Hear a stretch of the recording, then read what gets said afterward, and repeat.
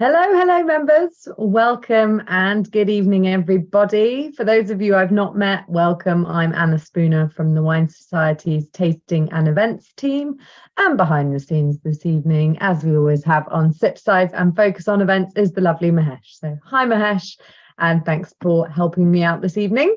So really quickly, as per usual, please put your questions into the Q&A. That really helps Mahesh and I just keep an eye on them, and it means that we can go through the questions more easily throughout the course of the session. I've sort of got an idea of about 45 minutes talking, 15 minutes of questions, but if the questions come during, then that's really lovely and quite helpful. So do pop them in if anything springs to mind, and then please do use the chat function to have a chat with fellow members.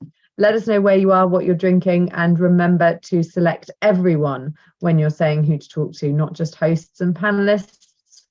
Otherwise, it will just be Mahesh and myself that see the chat. So without further ado, I'm going to get going, mainly because I'm very, very excited for this evening. I thought Grenache would be an opportune grape variety for this time of year. And I thought, oh, it would be really nice. It'll just feel autumny, and Grenache for me is sort of that ultimate end of season grape. But we've rocketed from summer. I don't know about the rest of you, but I've rocketed from summer into bleak midwinter in the last 48 hours. So in some ways, it really is the perfect event, because we're kind of going to go from summer, and I'll make an argument that this isn't just a rosé for summer, but we are going to kind of go from summer to bleak midwinter style wines. So it's worked out even better than I could have imagined. I'm sure not all of us have had horrendous weather, but I certainly have. So without further, super rainy and stormy. Okay, I should give a word of warning. I did have 2 power cuts today, so I've got my phone prepped and primed to join the event if I need to, but fingers crossed that won't be the case. As long as we have wine, we'll be okay. So I'm going to get started quickly by, bear with me, I'm just going to get a presentation up. I've got some slides this evening. Bear with me, as per usual, being too extreme, but I wanted to get one thing out of the way first, which is the elephant in the room. And that is that there is more than one type of Grenache, and that I'm not going to be able to cover them all in a huge amount of detail today. I'm going to focus on Grenache Noir, which is the red variety that you can see in my hand on the right-hand side of your screen, hopefully, if it's not... when I say red variety, by the way, it's the one that looks black. But it's called Grenache Noir. We call it the red variety because it makes red wine, but if you want to call it the black variety, that's fine as well. I've got a couple of photos in the session today because I did a harvest at Domaine de Morchon last year, and I'll talk a bit more about that when we get to that wine. But as specialists in Grenache, I was able to see such an interesting array of ways to manage the grape, but also I did get to see these different iterations of it as well. So I'm really annoyed at myself. I didn't take a picture of Grenache Blanc, which is the white berried version, also very popular in the Rhône. Actually, the 4th most planted white variety in France. It's overtaken Sauvignon Blanc, which is mad. So Grenache Blanc, not in the picture, grown in the Languedoc-Roussillon, in the Rhône I've mentioned, can be quite floral and quite shy and not forthcoming, right the way through to unctuous, fat. It really depends on how it's grown, where it's grown, and then how it's made. So Grenache Blanc producing a huge range of styles, and you do get some of Grenache Blanc as well in Spain. You often find it's blended, especially in the Rhône, where it's things like Marsanne, Roussanne, Viognier, and very popular in Châteauneuf-du-Pape, much like its siblings are. We'll go on to that shortly. And then the other grape varieties, or how do we want to call them? They're not technically varieties, they're mutations. So what we've got on the left of the screen is Grenache Gris, which is a pink-skinned mutation of Noir. And Grenache Gris is very popular in Roussillon, and that is where most of it is found. So in the south of France, it's quite perfumed and it makes really interesting wines. Now, technically, in a lot of appellations, you can put in some Grenache Gris in with your Noir because it's a mutation. So if you're looking for a bit more aroma, then you would do that. Sometimes it's just certain plants that mutate. So at Montchamp, some Grenache Gris was included, which is totally fine. And then there's also one which is called hairy Grenache. I think from memory, the only person I can even think of that I suspect makes a full hairy Grenache is Katie Jones. And I'm sure someone will correct me if I'm wrong, but I think Katie Jones makes one that makes a hairy Grenache. But we are going to focus on Grenache Noir, so our right-hand style grape variety. So Grenache Noir, in the 20th century, it was the world's most second planted variety, full stop. But by the time it got to 2010, someone said hairy. Andrew said hairy, question mark. Yes, I am saying hairy, H-A-R-R-H-A-I-R-Y, hairy. And it's because I should have explained that rather than just moving on. The underside of the leaf has a specific kind of fur, but the actual grape tastes quite different as well. Again, it's quite perfumed, quite aromatic, really rare mutation, but they do exist. And it's considered an entirely different mutation, makes completely different wine. So yes, hairy. There we go. Mahesh found it. I'm sure we had one. Yeah, hairy Grenache. There we go. And it does have a proper name. The link's in the chat. It begins with a P. Pinot-noir. It's a local name for it.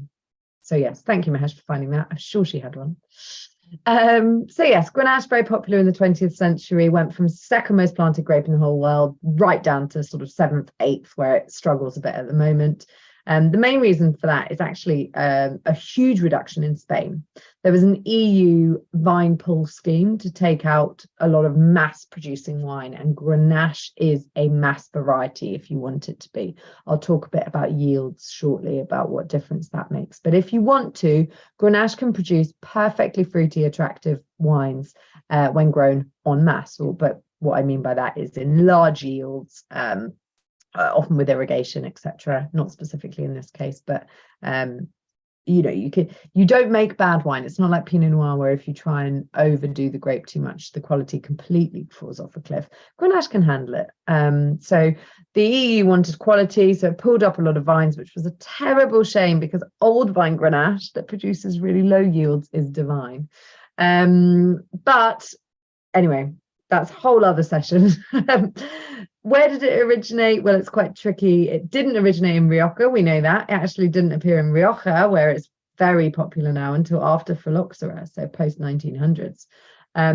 It is very prolific in southern Rhône. It's the key grape, and it's been there since about the 19th century. But there are two places now, two schools of thought about where it originates, based on a few things. First of all, in Spain, there's the biggest diversity of clonal material. And what that means is the vine has had enough time to mutate, to create different little versions of itself. It's a bit like having your family tree. The Grenache family tree is the biggest in Spain, and that suggests that garnacha, which is the Spanish name, was originally from Spain, and they suspect in the Aragon in the northern province of what was the Aragon Empire region, and then it spread into Roussillon going north. That's the most common theory. The other theory that sort of adds on to that is that there is a variety called Cananu, and I've got it here in wine number 2, which is from Sardinia. And that has genetically been proven to be garnacha. And during the Aragon rule, which was 1200s to 1700s, Sardinia was part of that. And so there is also a belief that whilst it is a Spanish grape, that it could have actually originated in Sardinia and then been taken over by the Aragon rulers and then grown in Spain. So Spain or Sardinia, it's definitely one of those two. It's not France, but now France is the biggest producer of Grenache. Hence why we tend to use the word Grenache, the French, rather than garnacha, but certainly the Spanish wouldn't like that. So yes. So let's actually start with the Spanish. I think that's worth saying. I think we need to taste this wine. Let's taste it. I struggled tonight with what order to do, because in theory we could have started with Sardinia and had a bit of conversation about it, but it's definitely worth tasting this wine first. So let's go, and then we'll go on to Sardinia in a moment. Oh, apologies, I missed this slide. I'm going to go into this in a bit, because I'll talk about where else in the world it's grown. But if we just focus on Europe for now, as I mentioned, we've got the most in France. Spain is second, but was significantly more. Italy, obviously a huge amount of that is coming from Sardinia, but it's not a big place. And then we've got Croatia, Algeria, Tunisia, and Morocco. So we've got a nice bit of sort of Europe and Northern Africa there, and then we'll go on to the bigger, more commercial areas of North America, South Africa, and Australia shortly. So let's first of all go on to here we go. Right, so we're going on to our Navarra, which is our Rosardo, so a Spanish style rosé. Now, for anybody that's got this in the glass, I have to say I loved pouring these wines tonight. I had 3 such distinct colours in my glass, and I just thought, yes, this is another reason to love Grenache. And if we'd had a really old Grenache at the end, oh my God, we'd have had a beautiful pink and red rainbow. So there are 2 sorts of general styles of Grenache rosé, and I'm not going to go into the rosé production side too much, but to just put them in 2 main camps. One is this darker style, which I'll go on to in a second, but one style worth addressing because it is commercially and like worldwide hugely important is the Provence style, which often uses Grenache as a blending partner, often with Cinsault, sometimes with Carignan. And those styles of wine, which are still available in other parts, but we call it Provence style, but they're all over, they're often picked quite early to keep the acidity high. Grenache has quite low natural acidity when you let it reach full ripeness. So if you pick it early, when I'll just go full screen, when your acidity when you're growing a grape, as the riper it gets, the lower the acidity it reduces. So if you pick it early, higher up on that trajectory, you'll keep some of that natural acidity. You won't get the full flavor, but you'll keep the acidity. So in direct press, where you get that lighter color, you want to pick early, keep the acidity. You just press the grapes, leave them in contact for a little moment, and you get that lovely pale, almost white blush color. Gorgeous. You can even sometimes blend it with white grapes like Rhône or Vermentino, as it's also known. But this is not that. No. This is darker. This is a foodie wine, and I say that with the utmost love for this wine. It's much more powerful on the nose and on the palate. Hopefully you all poured this. I think in the pre-email I said bring it out 15 minutes before the tasting. That's about what I've done. I was probably slightly more like 20. But I'm hoping it's about the right temperature now. This is not the sort of wine that you want to drink straight out of the fridge. If you have been in a rush this evening and you have just got it straight out the fridge, just try holding it in your palms of your hands for a moment or two. But my suggestion is Provence rosé. I hate calling it swimming pool rosé because that sounds disparaging. Some of the finest rosé in the world.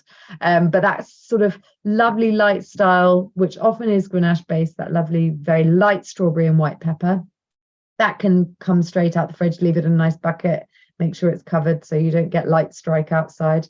These rosés, these do need a little bit longer to warm up. So hopefully you've had it in the glass about 20 minutes. If you haven't, just give it a little hold and your hands will soon warm it up. So this is from the region of Navarra. And Navarra is, as you can see here, it's sort of just south of Pamplona. It actually borders La Rioja, or Rioja, as most of us know it.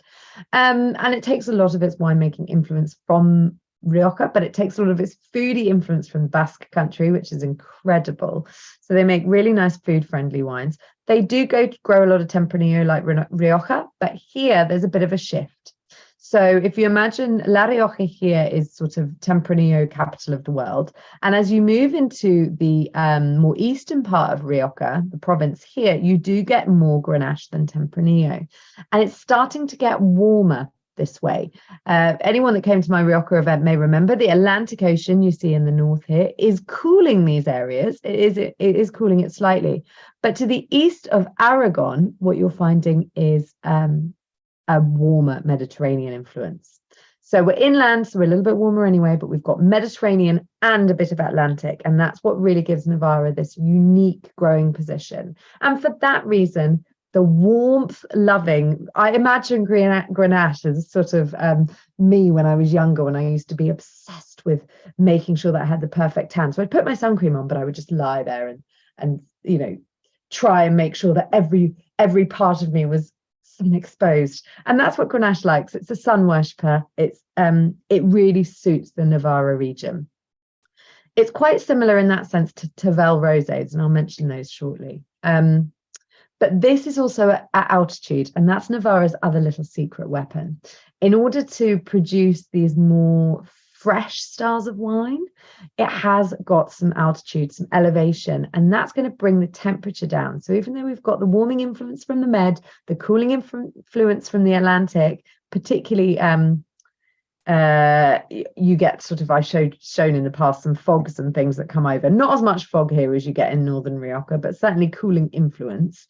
But really the main thing is that lovely 400 meters of altitude as well, because that's going to give really big diurnal shifts in temperature. So you're going to have warm days and then it's going to cool right down at night. And that gives the grapes a bit of a break. So they have their sunny daytime, but that break in the evening keeps the freshness of the fruit and keeps the acidity high as well. So it provides really nice structure.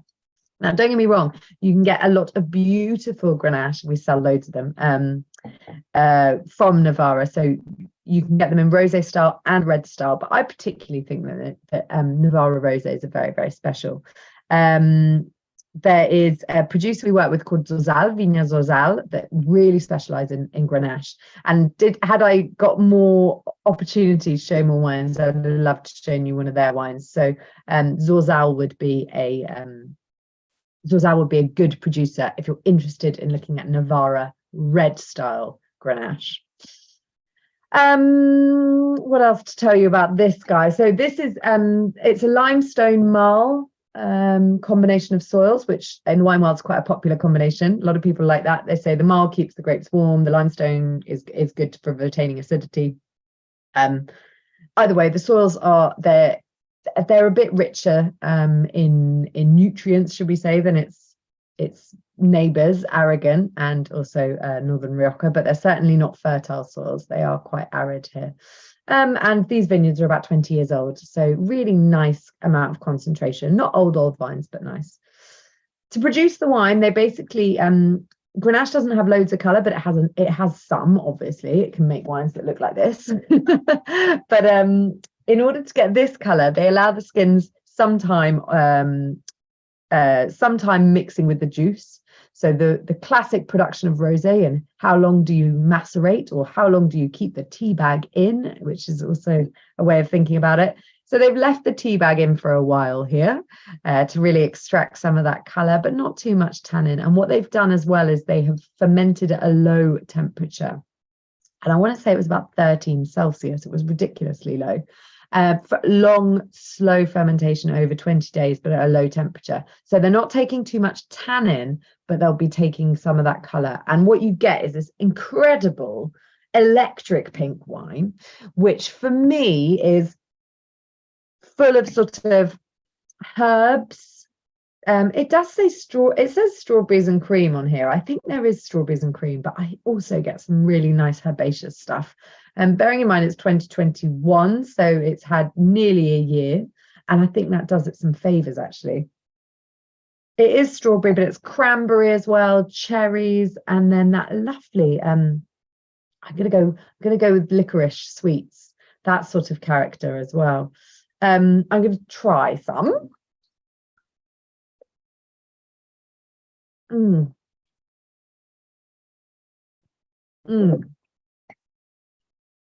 I can already feel the freshness the moment I put it into the mouth. Really, really refreshing. Oh, on the palate, it's got some white pepper spice. It's got that lovely red fruit character, and it's red dominated. I'm going to show you in a moment a slide with all of the huge plethora of things that you can get from Grenache. But it's sort of fresh, vibrant, herbaceous, slightly peppery. For me, it's such a good food wine. I've mentioned Tavel already. Yes, Beth said she didn't get strawberries and cream. I agree. I think earlier in its life, so we'll have been selling this wine for maybe 8 months or so now. Earlier in its life, I'm sure it was more strawberries and cream. I'm now getting much more of that. Beth used a great word, garrique, which is a Provençal style herb. And the best way I describe garrique to people is herb de Provence, if you ever put that in your cooking.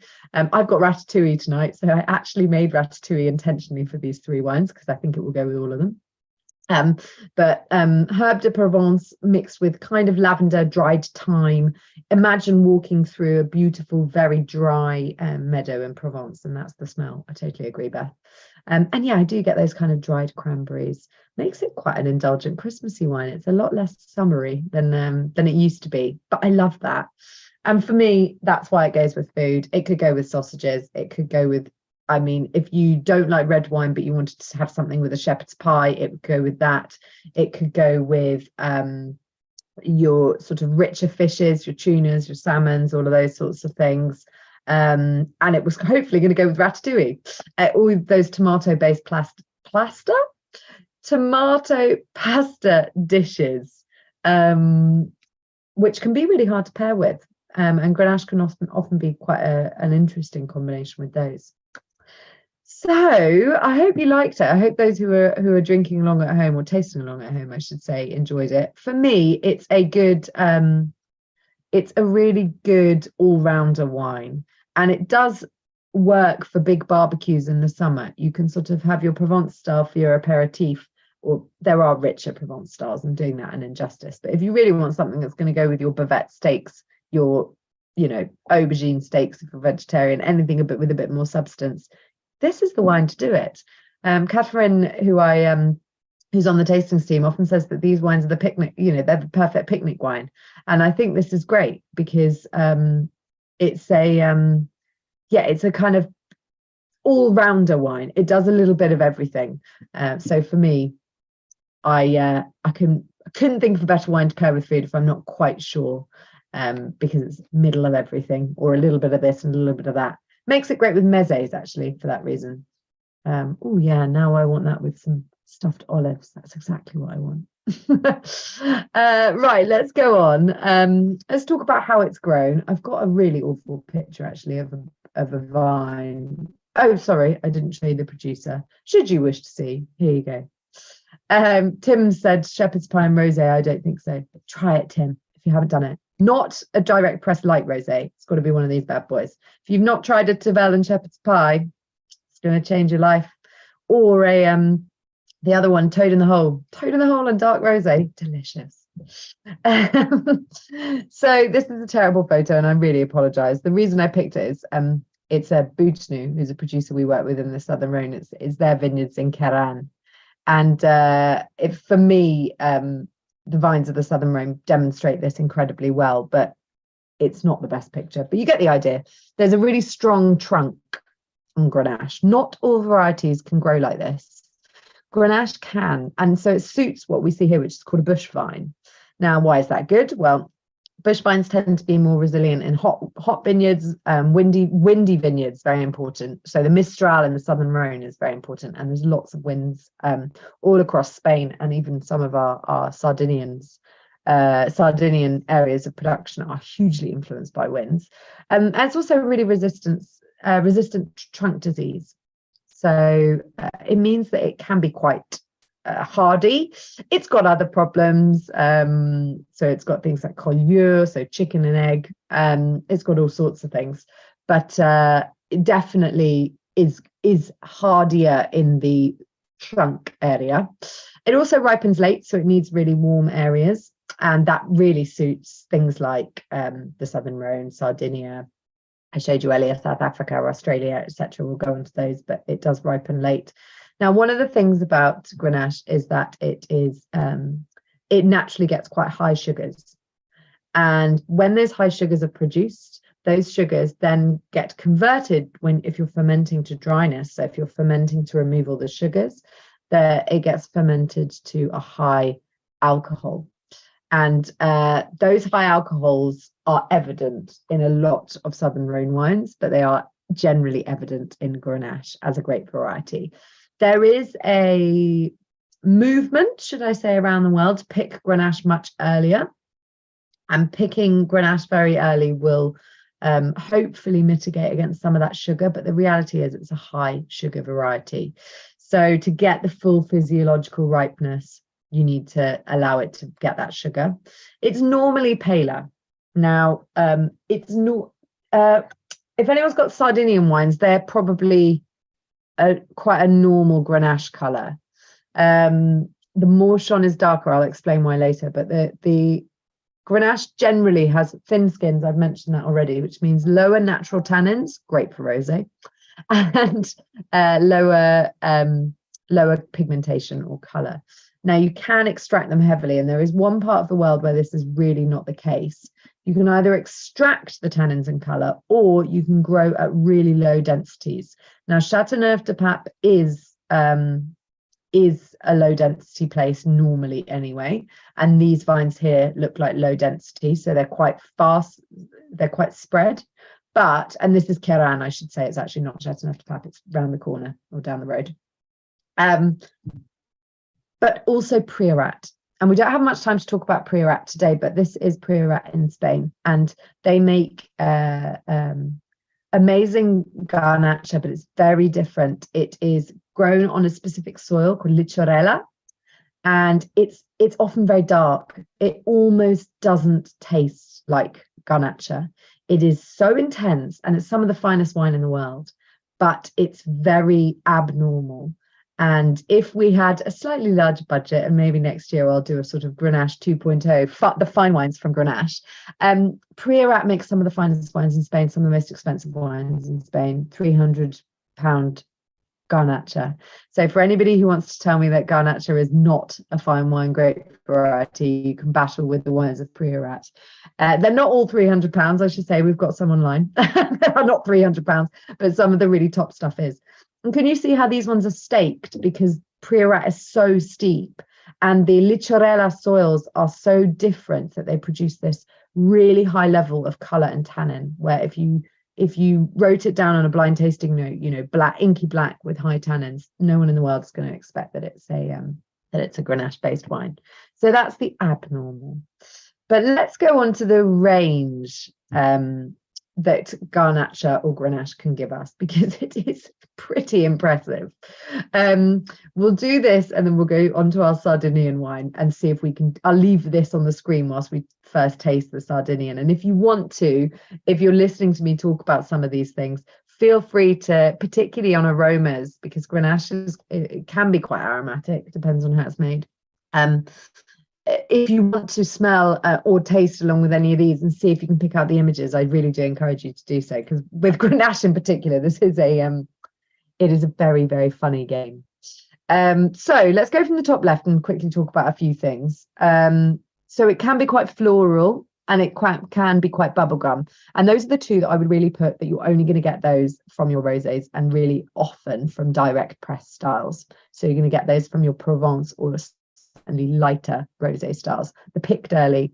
Grenache has this beautiful strawberry bubblegum thing that sounds horrible on paper, but it is gorgeous. And sometimes it can get that floral note too. Likewise, in the lighter area, things like orange rind can be beautiful in Grenache. Mesh has just said we do have two blends that include Grenache from Priorat, and they're both a lot less than £300. Yes, they are. But just a heads up, they can get that spenny in Priorat.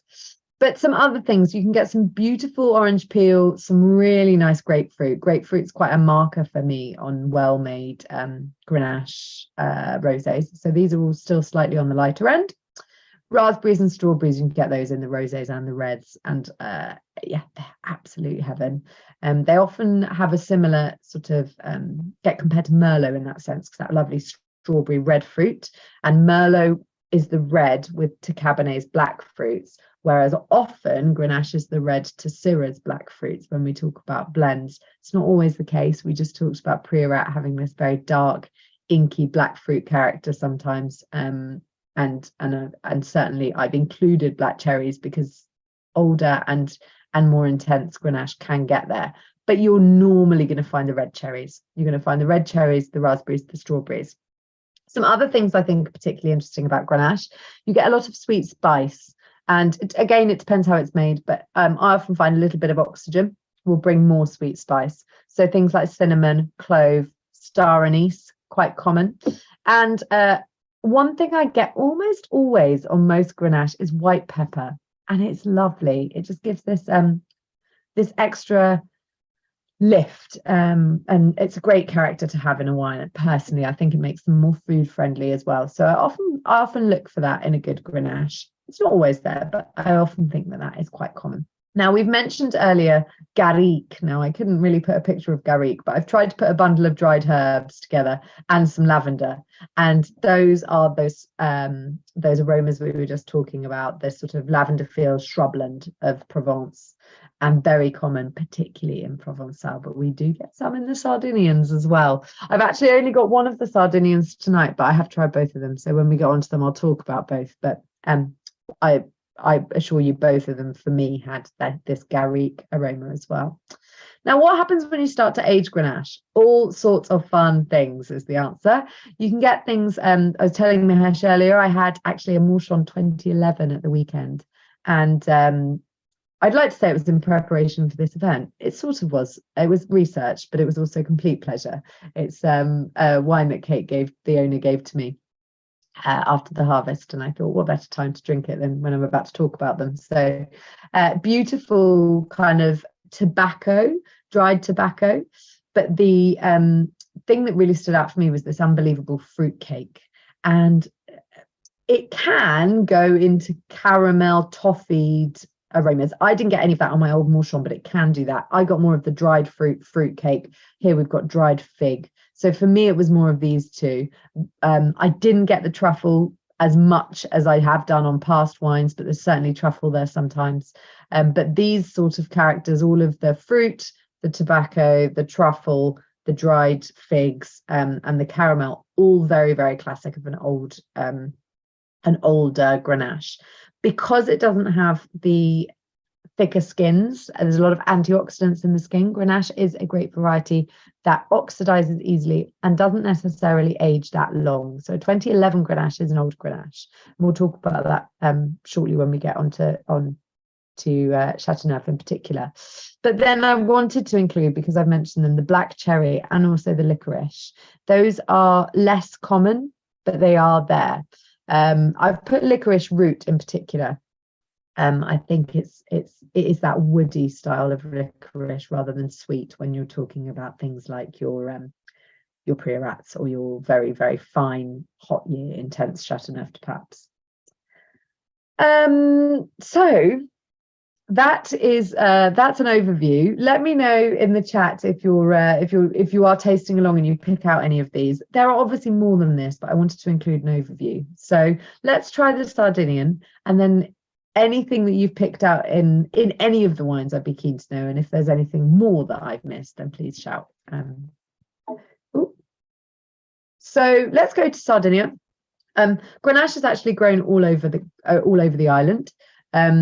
The one place where it doesn't really have a stand, let's say, is up here in the north, where it's dominated a lot by Vermentino, but it is grown all over. It's still probably, it's not the most planted variety on the island. It might be the most planted red, actually, but it's certainly still one of the most important varieties.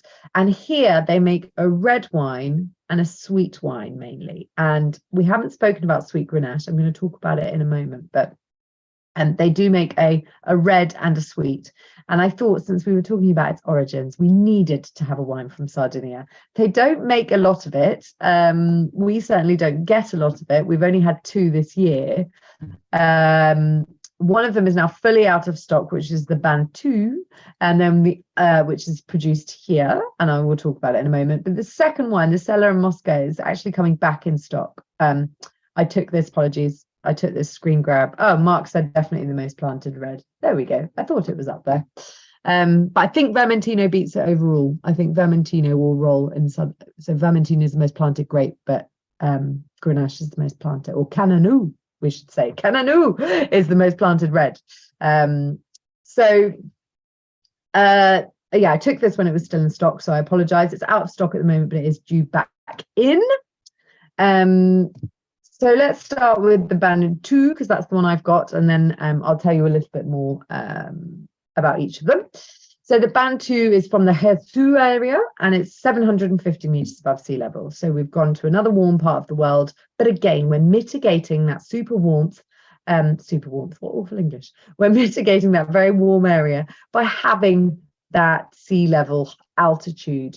Now, I can't express enough why this is important for Grenache, because one of the problems with Grenache in the future is going to be climate change. There's some positives and some negatives, but having the altitude is going to keep the acidity, and because we already know that it can reach high levels of alcohol, and that the acidity is falling off as we need to age it longer. It's a late ripening variety. That altitude is going to be a bit crucial in making refreshing styles of red wine. There are lots of different aspects this producer has, so lots of different areas where it can grow its Châteauneuf, and because of that, they can make a blend. It's really labor intensive because of those aspects, and they actually have to. This particular producer has to pull by oxen, which is amazing. So I hadn't actually included leather in my lineup. I suppose it does get leathery. For me, though, this is all about strawberries and herbs. I mentioned the Garrigue thing really going across the Sardinian wines, and I think for me it screams of leafy, herby. I want these wines with my ratatouille. I want these wines with pasta dishes, with even with olives, with oregano. I want this with a pizza even. It's got that sort of classic Mediterranean scrubland smell to it, but with this incredible red fruit aroma. So strawberries, cranberries, cherries, all of those red fruits I mentioned earlier. Personally, less raspberry here for me. And I get something slightly aromatic on the sort of, what do I want to say? Like, I'm about to say something strange. Do I mean amaretto? No. Or orange, like candied orange. But it's fun.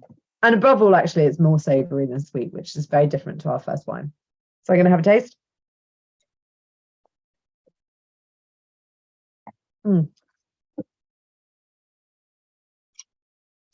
So it's now, for me, on the palate, really bitter cherry. And it's got this sort of tartness to it that the first wine didn't have.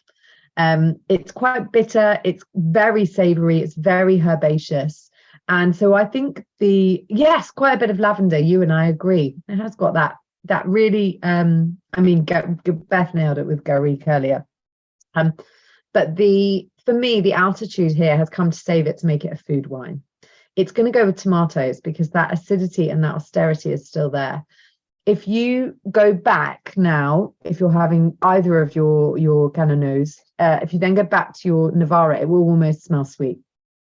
I mean, that's now strawberries and cream to me. That's all I can smell. Yeah, it's very, very candied, confectioned fruit, because now in my mouth is this incredible, bitter, tart, very different savoury version of Garnacha. Medium-bodied, Sarah's put here, and I think that's right. Actually, I think it might be Marcel who buys Sardinia. No, I think it's Sarah. It is Sarah. I'm trying to think. I know it's an Italian island, by the way. It's more that Marcel does a few islands. Yeah, Mahesh has said it is Sarah. So Sarah's put medium-bodied, and I think that's really fair. I mentioned earlier you can get light-bodied, medium, and right through to full-bodied Garnacha or Grenache or Canonou, and this is definitely in that mid-body style. I'm getting a bit of tannin, but really the overwhelming thing I'm getting is that tart acidity, which is lovely. So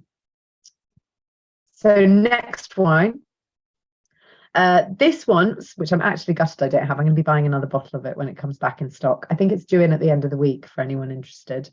It's slightly darker of the two, so I tasted them side by side originally. It's grown on the southeast part of the estate here. And the reason I mention that is that part of the estate is very, very windy. There's a wind and grecal or gresal. I'm very sorry, I don't know how to pronounce it. It could even be grackly, I don't know. It's spelled Grecale. There's a very strong wind that comes in. And again, I've mentioned Grenache is great for these windy spots. So another reason it's fantastic here. They do leave the skins for this wine in contact with the juice a little longer. So they macerate it slightly longer. This one did have some. It's certainly, I mentioned earlier, it's a pale wine, but it's a medium color garnacha or canonau. The cellar and Mosca is slightly darker, but not much more. Again, it's a little bit more savory than the wines we've had, a bit more peppery, and again, red berries, strawberries. So these Sardinian options very much have the bitter red fruits and then the savory twang, and that's quite a classic Italian thing to do. There is not necessarily an appetite in Italy to have wines that aren't going to go with your pasta-based dishes. So yeah, so I would say for pasta-based dishes, if you're going to pick a Grenache, try and get a Sardinian one because they are built for them. Right, and this is the estate here. There's something about Sardinian producers that don't fancy putting nice photographs on their websites, and I'm okay with that. The places look gorgeous. I wouldn't have time for photography if I lived somewhere like that either, so it's fine. Lovely. Yes, so Beth said that she's got a sour cherry and orange peel thing off that wine before. She doesn't have it tonight, but I think that's lovely. That sourness. I think that's the marker for the Sardinian ones for me. It's that sour, bitter sensation, which is amazing. Now, I mentioned we were going to talk about where else. Don't think we need to see the map again necessarily, but I will tell you where else before we go on to our final wine and a visit to the Southern Rhône. Essentially anywhere where you want a grape variety that is drought or heat tolerant. So anywhere warm. Let's start with the USA. San Joaquin Valley in California is very popular there. There is some really, really cheap rubbish, and they do a thing that they used to do with white Zinfandel. They call it white Grenache. Don't touch it. Don't even put it in cooking. It's like a off-dry sweet rosé that shouldn't be consumed. But there is some amazing stuff, and actually I should do a shout out to Tablas Creek, who are in Paso Robles, and they are twinned with Chateau Beaucastel. We've done an event with Jason before, as well as on this show, YouTube. So do hunt it out if you want to hear about it. But he's one of the Rhône Rangers, not he personally, but the Rhône Rangers were a group of winemakers, his father, who really promoted the Rhône varieties in California, and none more so than Jason and his family. So Tablas Creek is a great place. The Washington State, there is a bit grown, but a fraction. I can't remember whether it's a 10th or a 5th, but a very small quantity compared to Syrah. So in Washington State, they are focusing on Syrah, but they do put a bit of Grenache, and they will often add a bit in the blend with the Syrah. Australia was very, very popular there until about the 60s. In fact, it was one of the original grape varieties that they think Busby brought over. It used to make a lot of cheap and cheerful wines, which weren't great. And it used to make, and still does make, quite a lot of the sweet wines that are drunk more domestically than exported. But it also makes some really good quality red wine. Syrah has taken over from the Rhône varieties in popularity, but there is still really nice, decent Grenache grown. I noticed somebody had put Chester Osborne from somebody put Chester. Am I going mad? Yeah, Chester at Darrenberg. Yeah, so somebody mentioned Chester. There's lots of people who are sort of pioneering it. Some in single varietals. Barossa Valley is particularly an area in McLaren Vale. They're the two hotspots, I would say, for Grenache. But GSM blends, so Grenache, Syrah, Mourvèdre, which originated in the Southern Rhône, they're still very popular as well. So whilst Syrah and Cabernet are overshadowing it in terms of quantity, and certainly the big blockbuster showstopper press wines, by press I mean getting lots of press attention, they are not the they're not the only ones. There are single varietals as well. I also will just go back to Spain quickly, because I want to flag another wine, which is a Spanish wine, but that I tasted this year for the first time, and I believe we are selling this year and the next vintage as well. We've mentioned Navarra, that's lovely, and there is plenty of other parts of Spain producing great Grenache as well. But in Rioja, there is a bit of a movement of producers who are finding the joy in Garnacha again. It's been ousted a bit, and on my recent trip there, I will say that a lot of people are interested in Garnacha and what it has to offer. In particular, I just want to shout out to Contino. So many of you will know Contino wines, and you'll know the blends.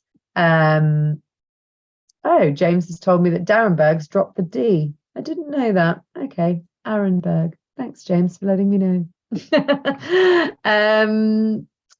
So the where was I? Contino, that's what I was talking about. Contino are a very reputable, unbelievable single vineyard style. Well, it is a single vineyard producer in Rioja, and they are one vineyard, but they have different plots within the vineyard, so you can see the whole vineyard from where you stood. They have different sections, and they have found these beautiful old vine Garnacha that they adore, and they're really looking after, and they've decided to make them into a single wine. But what's very interesting is that they're not producing the big blockbuster wine. They're actually producing, and I'm not going to do this, but something that if you blended these two wines, it might look a bit like it. It's not a rosé, it is a red wine, but it's a very, very pale red wine, almost like a claret style in Bordeaux, but it's not. And I was blown away by it. It's a Garnacha like I've never really had before. And the one thing that's very important that I'll probably move on to very quickly is that they have to put it in clay, because in Rioja and lots of Spain, oak barrels dominate production, and actually Garnacha doesn't love oak. It can do, but it needs big oak, and it doesn't need loads of oxygen. And so actually in Contino, there's a lot of work around using clay to make this wine. So keep your eyes peeled, please. The Garnacha from Contino was honestly an absolute revelation, but don't expect powerhouse Garnacha. It's not designed to do that. It's this really interesting up and coming style that I think we're going to see a lot more of. Right. Before we go on to Southern Rhône, I'll whiz round quickly another part of France, because there are other parts growing it. So we've mentioned Provence, we've talked about the rosé styles, but there are actually some red wine Garnachas made in Grenache, made in Provence, but you're more likely to get the rosés. Roussillon, really important. We brought it up earlier with Katie Jones's hairy Grenache, but the reason it's so important is Roussillon is where Garnacha first met France, and from there we get all the different types. So we get the hairy, we get the gris, we get the blanc, we get the red. So and because of that, it's got lots and lots of different styles. So if you're looking for Roussillon four-ways, if you're looking for Grenache four-ways, probably the best place in the whole world to find it is Roussillon. It's very, very affordable as well. And I will mention as well, before I go on to quickly touching on sweet wines, because we must, VDNs, and then the proper Rhône, that there is one producer I know of that's just planted Grenache in Alsace. Why, you say? Because of the reasons it's so suited to the Rhône, temperature and water. So water, drought, it's so drought tolerant, it's so heat tolerant. It's perfect for places that you might be worried in the future about having problems with those two things. I've just had a message. Apparently D'Arenberg hasn't dropped the D. Cool, hot off the press, that one. Sorry for the confusion, members, but I want to be factually correct. So we're going to quickly talk about Vin doux naturel, and that's going to leave me time to do the Rhône. For anyone thinking I'm underserving the Rhône, please don't worry. I've got an other cruise of the Southern Rhône event I've done before, but I've also got an event on Châteauneuf-du-Pape next week where we're going to cover this in even more depth. So I'm actually not going to talk about that much today at all. But quickly, Vin doux naturels on Grenache, very important, very different to everything we've got up here. They're usually from Roussillon, we've just mentioned, or the Rhône. Roussillon, so you've got things like Rivesot, Banyuls, Mauri. Rivesot can be Muscat or Grenache. Banyuls can be lots of different types of Grenache and blended together and all sorts of things. They're all naturally sweet. What I mean by that is they've been fortified. So the sugar that you experience in them is naturally occurring grape sugars, but they add a spirit at fermentation, sort of like a port, but generally the alcohols are 1 or 2 degrees lower in a VDN, in a Vin doux naturel. But if you were comparing them to port, because it's quite a nice way to consider it, you can get some styles. So let's talk about Banyuls and Mauri, some of the most famous. You can get those which can be young and fruity, like a ruby port, or you can age them oxidatively. So then you start to get into your more tawny territory, but they're a bit more unctuous. And then right through to sort of caramel, that complexity that I talked about earlier, where it's like fudgy caramel. They're amazing. And then you can also get a style called Rancio, which is much nicer than it sounds, which has been oxidized on purpose in a glass bonbon and heat, and it's got warm as well. So it doesn't taste anything like Madeira, but it's almost like the production of Madeira. So VDNs are so complicated that we're going to do a whole other session on them because I adore them. But what I would say is one famous Vin doux naturel producer, they don't just produce this, but we work with a producer called Escaravai Beetle, Domaine d'Escaravai, based in Resto. And if you ever get chance to go there, they don't always have them, they don't make them every year, but they make a white Grenache VDN, a Grenache Blanc. They make an ombre and they make a Grenat dark. So you can try 3 different types, one with a white grape that's fresh and fruity, one with a white grape that's been aged ombre oxidatively, and one with the red grape of Grenache. They make those 3. We don't sell them. Sometimes we do, but we rarely do. They're made in tiny quantities. But if you ever get to go to their cellar door, please give it a go. So that actually brings us very nicely onto the Rhône. I've mentioned the Tavel Rosé. It would be really remiss of me not to mention that when we're talking about Grenache. I will just give you the heads up now for those of you who don't know, but I bet many of you already do. The Northern Rhône doesn't grow much Grenache. It's actually barely warm enough, would you believe it? Even though some people are trying it out in Alsace. But the Northern Rhône is much better suited to Syrah. The soils, the aspects, the temperature, everything. Down here is in the south is where you get into Garnacha. I keep getting them confused now. Grenache land. But Tavel in particular. So this little electric green, if you can see it, this tiny electric green is a rosé only. Beautiful. Actually, sorry, that's not even Tavel, is it? Tavel's the dark one. This is down here by Châteauneuf-du-Pape. I'm going mad. Dark pink, sorry. I looked at that thinking that's not right. This dark pinky one, that's Tavel there, sorry. Just over the river from Châteauneuf. It makes amazing rosé. But it's the reds of the south we're talking about. So it's blended often with Syrah. What does it bring? Well, it's blended with lots of things, not just Syrah. Syrah and Mourvèdre tend to bring the black notions to the blend, and we've got Syrah and Carignan in our particular next wine, but we've got a Grenache dominant.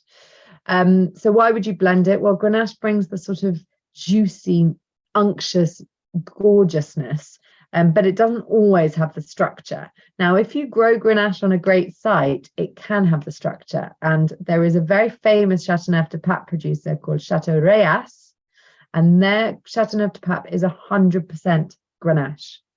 They're not all, they're often a blend. They always, always is a bit much. Grenache and Syrah are usually the dominants, and of those two it varies, but Grenache is often the dominant in a Southern Rhône blend, pardon me. But you can make 100% varietals, and Chateau Riojas is by far the most famous. So Mm. There's all sorts of styles of red wine here, right from your easy drinking to your serious stuff. But I've chosen to show a Morchon wine tonight because it's a wine I know so well. I made this wine in the 2021 vintage, so sadly I didn't make this one, but it's a wine I know and a wine I love. Surprise, surprise, we've actually got some altitude on this wine as well. So it's grown in, it's a lovely village called Séguret, which if nobody's been, you must. Beautiful. But it's a hilltop town, and they're actually over the hilltop town and into the next hill. And I don't want to say they're in the shadow of the Ventoux mountain, because that makes it sound like they're actually in the shadow. But they are certainly in the hills that lead up to the Mont Ventoux. So they have some altitude. They are a Côte de Rhône village. So that means that they're one step up from a Côte de Rhône, and they are also allowed to put Séguret on the bottle, not just Côte de Rhône village. So they're Côte de Rhône village Séguret. And they are a Scottish family. So they're now run by Kate, the daughter. And her father, Walter, set up the winery and brought in the most fantastic winemaker, Sebastian, who has just done miracles with this beautiful part of the world. But Kate's father, Walter, along with another famous winery called Chêne Bleu, who we don't actually sell, but many of you may have seen, they call themselves a super Rhône. They're actually IGP. They're not even designated. They really spearheaded a pro-Grenache movement to the point where they organised an international Grenache symposium. I think the first one was in 2010 with Stephen Spurrier. So they are big on Grenache. They understand that it can do such beautiful things when you treat it with what it needs to be treated with. So Sebastian, the winemaker, has been here since 2000, and he's just a genius. Great varieties here. Pardon me. I wanted to do a blend, but a dominant Grenache blend, and who better than people who hero Grenache. This is actually 65 Grenache, 25 Syrah, 10 Carignan. The vines are about 40 years old, average, so it's a bit of a mixture. Obviously, there's 3 different varieties, but they're from a few different plots as well. And it's clay and limestone again. There is some sandstone. The slopes are really quite steep too. And they're low yielding. So we're back to that yield point. When Grenache is grown, when you restrict Grenache's excitement to just grow loads of grapes that are quite dilute, when you restrict that, you produce this beautiful, I mentioned I was going to talk about the colour. It's dark, and that's not just Syrah. If you've got 25% Syrah, that's not going to completely transform the wine. It's dark because the Grenache is concentrated as well. I mentioned earlier, when you get the really good quality stuff, that colour, it doesn't mean that the lighter ones aren't good quality, but that's what we're getting here. And I also said that it doesn't really like oxygen. What's interesting about tradition, I think somebody's just written something about how does this compare to Guigal Côte de Rhône. I'll answer that with my next point. I think a lot of Côte de Rhône wines, and not all of them, but a lot of them are put into tonneau or big barrels. And at Morchon, they do put some of their wines in barrels. They do make 100% Grenache wine. It's more expensive than this, but they do make 100% Grenache, 100% Syrah, and they treat those wines differently. But with their tradition, which is this wine, the Grenache blend, that's sort of like a Côte de Rhône on something else, they actually do 100% concrete. I think that's why I like this version. It's probably a bit more intense than some Côte de Rhônes you might have had before. But Sebastian says that concrete preserves the fruit character. I think somebody, Ewan said lots of, and apologies if I pronounced that wrong, lots of ripe fruits. It really is. The fruit is really ripe. You're getting really intense concentrated fruit flavors. And I think you get that more in this than you would in your Guigal Côte de Rhône, because Guigal Côte de Rhônes they tend to have a little bit more of the kind of red strawberry, but then also some of those sweet spices. And for me, this is very, very intense, dark. You know, there's black fruit in there, there's that licorice, there's blueberry, there's currants, there's red berries, there's strawberries, cherries, but it's not in any way sweet. The fruit for me isn't sickly. It's really, really bright and fresh, just so concentrated. And what I find interesting is we often talk about oak being such a good thing to help wines age, and we talk about Grenache not being great for aging. I had a 2011 of this wine this weekend, which was amazing. you know, this wine is built to last because it's built with guts. It is strong. And I think for £12.50, I still really can't believe I still can't believe the temperature. So I was reading a comment.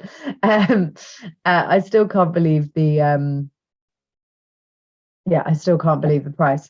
Ewan said concrete gives better temperature control, so extracts more. Ewan, I should have been clear. They're fermented in stainless steel and then aged in concrete. So the temperature control is good, but we wouldn't be extracting in the concrete. We did all of that in our stainless steel.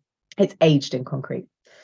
So have a taste. Let me know what you think. I think I've got a question in the Q&A. I would also say, if you're interested in knowing how Grenache is made, when I was there, I did cover a large amount of Grenache wine production on my Instagram account, which is Anna Spooner Wine. So Anna Spooner Wine is my Instagram, and if you want to have a look on there, I put a whole section on my winemaking time at Morchon, and a lot of it covers Grenache, grapes coming in, how we process them, and things like that. I can have a taste whilst I read my question.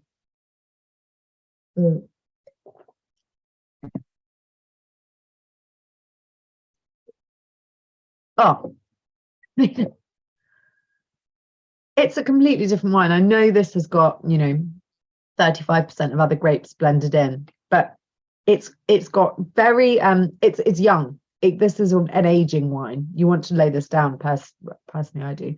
It's got these tight tannins, very unusual for Grenache, but again at that low yield.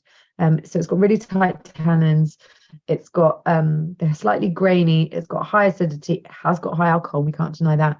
But it's really gutsy, and I think Marcel's idea of a steak is right. And how often do you say, "Oh, I'll just have a Grenache with my steak," and here we have it. But yeah, this is a wine you could age very, very nicely. Beth has asked, and I'll quickly answer this before we go because I'm conscious I've overrun, but I'm not surprised because I love all of these wines. Beth has asked, you touched on it slightly earlier, but how expressive of terroir is Grenache Garnacha generally? Along the same line, how long does it take to various aspects of winemaking? How does it take to various aspects of winemaking? So it's more expressive of terroir than I think we give it credit for. There are some grape varieties that will always be more expressive. Pinot Noir is very expressive. Riesling is very expressive. They're the two classics, really. But it's more so than we give it credit. And that's one of these things that this symposium was trying to achieve. I think we did show a bit of that, actually. Or maybe it was particularly me because I tasted the Sardinian side by side. They had a real commonality. And I think that is, I think when you start to taste Grenache from a place side by side with others, you start to see it. So if you do get a chance, Beth, and I mean, what a horrible thing to have to do, get a Barossa, because that's very interesting. Get a Barossa. Somebody mentioned early Chile. Yeah, Chile does produce some really nice Grenache. For me, the hallmark of Grenache from Chile is oranges, because it's much more orange peely, and I don't know why. I don't know the science behind it, but it is.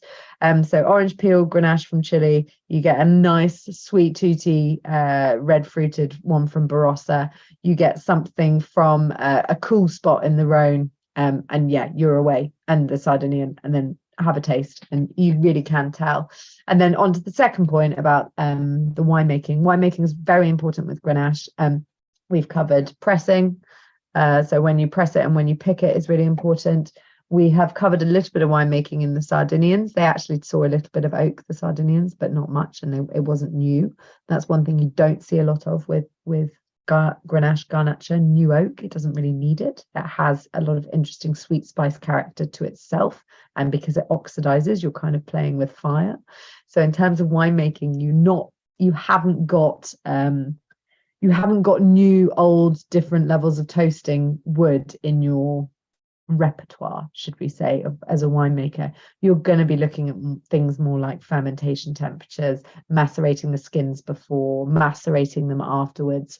So you do have a lot to play with, and it will react to that. Again, I think concrete's made a huge difference here, but certainly don't imagine it's because you lose so much by not oaking it. You are limited, but there is still a lot you can do with Grenache. So I hope that helps. Right. Gosh. Whew, that was a lot. It was absolute pleasure though, and I've really, really enjoyed. So hopefully you enjoyed it too. Like I said, we're going to cover Châteauneuf-du-Pape in loads of detail, and I'll probably put it in context with some other Rhône areas. Dinner is ready, so I need to stop talking, and I apologise. Mahesh has just sent me saying dinner is ready, by the way. So hopefully I'll see you soon, and I hope that you enjoyed Grenache this evening, Garnacha, Cananu, whatever you want to call it, and we'll see you another time. So thanks again, Mahesh. Hope you enjoyed dinner. Thanks to members, and I hope you enjoyed your wines. Cheers.